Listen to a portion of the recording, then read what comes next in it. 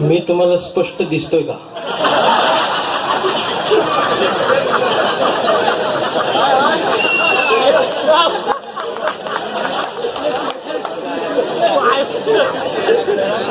कारण विजयदास जसं म्हटले तसं मराठी साहित्यात एवढा देखणं कवी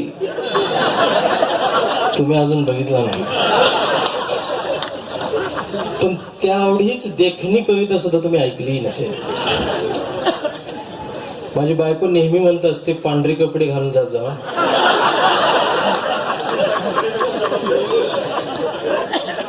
आणि नेहमी मला सूर्य मावळायला लागला, अंधार पडायला लागला की त्याच टायमाला उभं करते.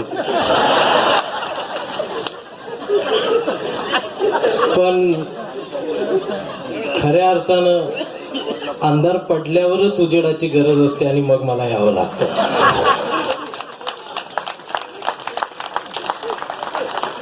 माझ्या या रंगाला तुम्ही हसलात, हा विनोदाचा भाग झाला. पण या रंगाचा थेट संबंध त्या पंढरीच्या गाभाऱ्याशी येतो, पांडुरंगाशी. कविता जोक नसते, कविता विनोद नसते. कविता काय चीज आहे, ती कवीच्या आयुष्याची झीज आहे. आणि म्हणून मानवतावादी म्हणून घेताना की पाखरांच्या चोची मधला घास व्हावी कविता, पहिला आणि शेवटचा श्वास व्हावी कविता. कोसळावेत थेंब भुईत, मातीचा वास व्हावी कविता. उगवावा पिंपळ, एक प्रवास व्हावी कविता.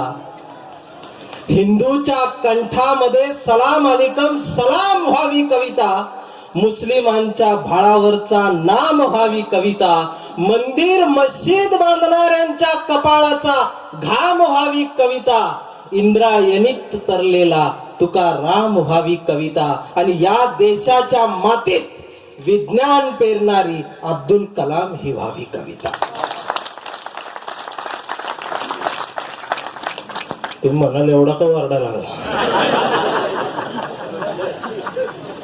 पण ज्यावेळेला समाज झोपलेला असतो त्यावेळेला आरडाओरडा करावा लागतो आणि कवीचं ते कर्तव्य असतं. आता तरी बोलायला हवं. मला हे नाव इतकं आवडलं, बोलायला हवं. मग आजपर्यंत काय मुके होतो का? तसं नाही. तुम्ही मला म्हणतात की एवढा आग ओकून का बोलतोस, आग ओकून का लिहितोस, एवढा झोडतोस का लोकांना? मला सांगावं वाटतं, मी लहान असताना आमच्या शाळेत एक नाना म्हणून विद्यार्थी होता, आमच्या घराजवळ राहायचा. पण 7-8 वर्षापासून कायम नापास झालेला. म्हणजे नुसता नापासच व्हायचा, पण शाळा कधी चुकवत नव्हता.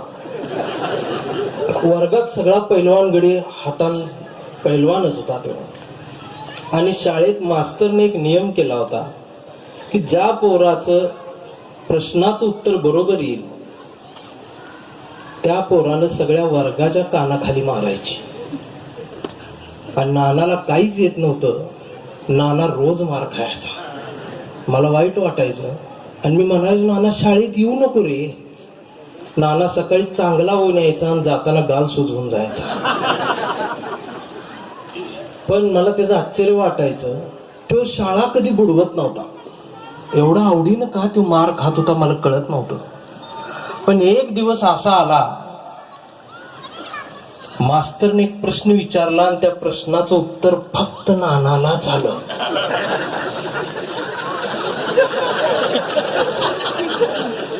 मास्तरने प्रश्न बी असा विचारला की गावाबाहेर ज्या बायका धुणं धुतात त्या धुणं धुण्याच्या जागेला काय म्हणतात? आम्ही सांगितलं, आड म्हणतात, विहीर म्हणतात, तलाव म्हणतात, नदी म्हणतात, वगळ म्हणतात, पोहरा म्हणतात, डबकं म्हणतात. नाही म्हणले मास्तर, उत्तर चुकीचं आहे. सगळ्यात शेवटी नानानं हात वर केला, म्हटला, मास्तर त्याला पानवटा म्हणतात. आणि जसं पानवटा म्हणतात म्हटल्यावर मास्तर म्हटले, बरोबर आहे नाना, मास्तर जसं म्हटले उत्तर नानाचं बरोबर आहे तसा सगळा वर्ग असा कप आणि नानाच्या डोळ्यात आग.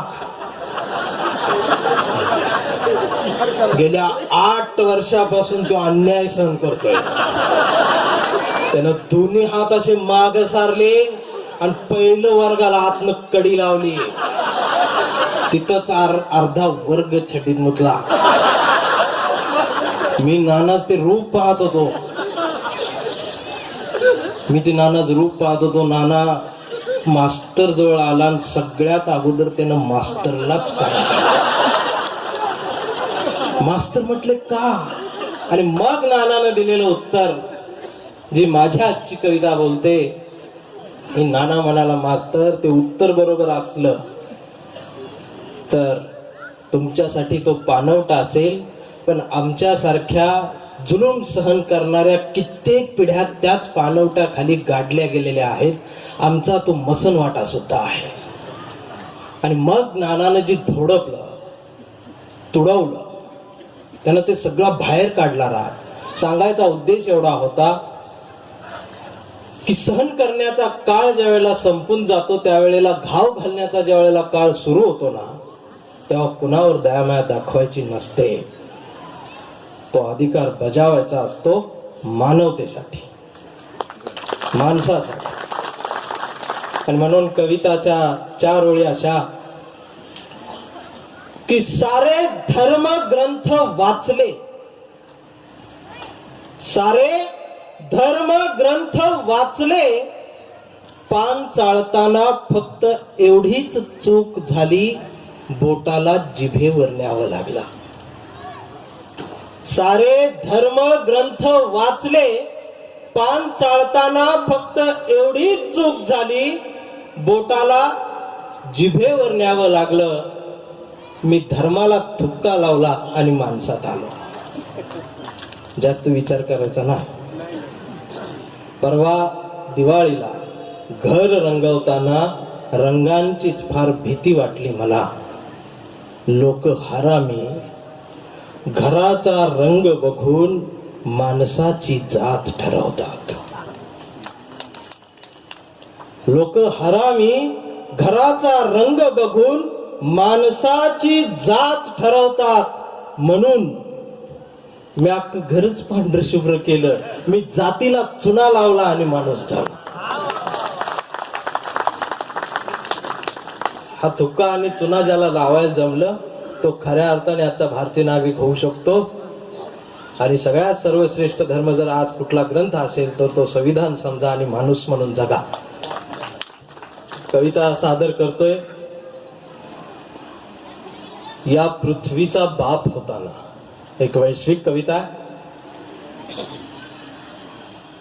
अरे यावं त्या चार्ली चॅप्लिन माझ्याकडं आणि धरावा त्याच्या हसऱ्या दुःखाचा कागद माझ्या समोर आणि म्हणावं मला, नितीन लिहिना माझ्या मुक्या जगण्याची एखादी बोलकी कविता. नितीन लिहिना माझ्या मुक्या जगण्याची एखादी बोलकी कविता. मी उचलावं पेन, तेवढ्यात हिटलरने तिथं यावं आणि सांगावं मला, नितीन घे ना माझं रक्त, त्या रक्तानं लिहिना कविता जर्मनीच्या साम्राज्यवादावर आणि मी कोंडून मारलेल्या श्वासांवर. तू माणसांवर प्रेम करणारा कवी आहेस मित्रा. कदाचित तुझी कविता वाचून ते मला माफ करतील आणि मग मी लिहावी कविता या पृथ्वीचा बाप होऊन. तेवढ्यात समुद्रातून हातात मीठ घेऊन लादेन तिथं यावं. तेवढ्यात समुद्रातून हातात मीठ घेऊन लादेन तिथं यावं आणि मी हसत हसत त्या मिठाचीही साखर बनवून द्यावी त्याला.